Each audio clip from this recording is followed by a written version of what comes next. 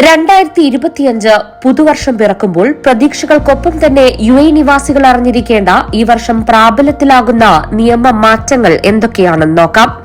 പുതിയ ഗതാഗത നയമനുസരിച്ച് 17 വയസ്സുള്ളവർക്ക് ഡ്രൈവിംഗ് ലൈസൻസിനായി അപേക്ഷിക്കാം. ഈ വർഷത്തെ 2% സ്വദേശിവൽക്കരണം കൂടി ചേർത്ത് മൊത്തം 8% 50 ജീവനക്കാരിൽ കൂടുതലുള്ള കമ്പനികൾക്ക് നിർദ്ദേശം നൽകിയിട്ടുള്ളത്. നിയമം പാലിക്കാത്ത കമ്പനികൾക്ക് 8,000 ദിർഹം വീതം ഒരു സ്വദേശിയെ നിയമിക്കാത്തതിനായി പിഴ നൽകേണ്ടിവരും. വർഷത്തിൽ 90,000 ദിർഹം പിഴ ഈടാക്കും. 20 മുതൽ 49 ജീവനക്കാർ വരെയുള്ള കമ്പനികൾ ഒരു സ്വദേശിയെ നിയമിക്കണമെന്ന നിയമം തുടരും. ഡിസംബർ 31-നകം കമ്പനികൾ രണ്ടാമത്തെ സ്വദേശിയെയും നിയമിക്കണം. വർഷാവസാനത്തോടെ 2 സ്വദേശികളെ നിയമിക്കാത്ത ഇത്തരം കമ്പനികൾക്ക് 1,08,000 ദിർഹമാണ് പിഴ. ഈ വാഹന ചാർജിംഗ് ഫീസും ഈടാക്കി തുടങ്ങി. DC ചാർജറുകൾക്ക് കിലോവാട്ടിന് 1.20 ദിർഹവും AC ചാർജറുകൾക്ക് 0.70 ദിർഹവുമാണ് നിരക്ക്. ദുബായിൽ മാലിന്യ നിർമ്മാർജ്ജനത്തിനുള്ള സേവന നിരക്കും കൂട്ടി. വാട്ടർ ഇലക്ട്രിസിറ്റി ബില്ലിനോടൊപ്പമായിരിക്കും നിരക്ക് ഈടാക്കുക. താമസക്കാർക്കും വ്യവസായികൾക്കും ഇത് ബാധകമാണ്.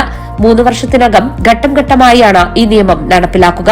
ഈ വർഷം ഗാലന് 1.5 ഫിൽസും അടുത്ത വർഷം 2 ഫിൽസും 2027 2.8 ഫിൽസുമാണ് ഈടാക്കുക.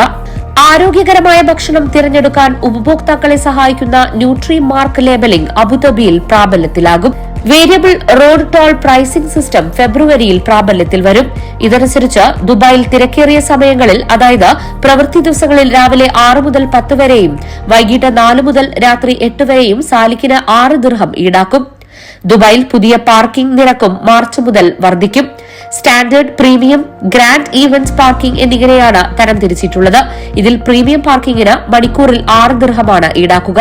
പുതിയ ഗതാഗത നിയമങ്ങളും മാർച്ച് 29 പ്രാബല്യത്തിലാകും. നിയമലംഘനങ്ങൾക്കുള്ള ശിക്ഷയും പിഴയും വർദ്ധിക്കും. മദ്യപിച്ച് വാഹനമോടിച്ചാൽ തടവും 1,00,000 ദിർഹം വരെ പിഴയുമാണ് ശിക്ഷ.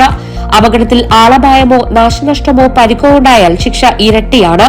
സ്മാർട്ട് AI ക്യാമറകളിലൂടെ നിയമലംഘനങ്ങൾ സൂക്ഷ്മമായി നിരീക്ഷിക്കും. ഈ ബൈക്ക്, സ്കൂട്ടർ എന്നിവയ്ക്കും പുതിയ നിയമം ബാധകമാകും. ദുബായ് RTIയുടെ ഡിജിറ്റൽ നോൾ കാർഡ് എല്ലാ വിഭാഗങ്ങളിലേക്കും വ്യാപിപ്പിക്കും. യാത്രയ്ക്ക് മാത്രമല്ല, സാധനങ്ങൾ വാങ്ങാനും കാർഡ് ഉപയോഗിക്കാനാകും. നിലവിൽ സാംസങ്, ഹുവാവെ ഫോൺ ഉപഭോക്താക്കൾക്ക് മാത്രമാണ് ഈ സേവനം ലഭ്യമാക്കിയിട്ടുള്ളത്. ദുബായിൽ സൌജന്യ വൈഫൈ സൌകര്യവും കൂടുതൽ ബസ് സ്റ്റേഷനുകളിൽ ലഭ്യമാക്കും.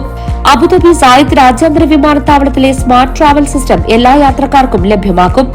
പാസ്പോർട്ടോ ബോർഡിംഗ് പാസോ കാണിക്കാതെ എയർപോർട്ട് സേവനങ്ങൾ ഇതിലൂടെ ഉപയോഗപ്പെടുത്താനാകും.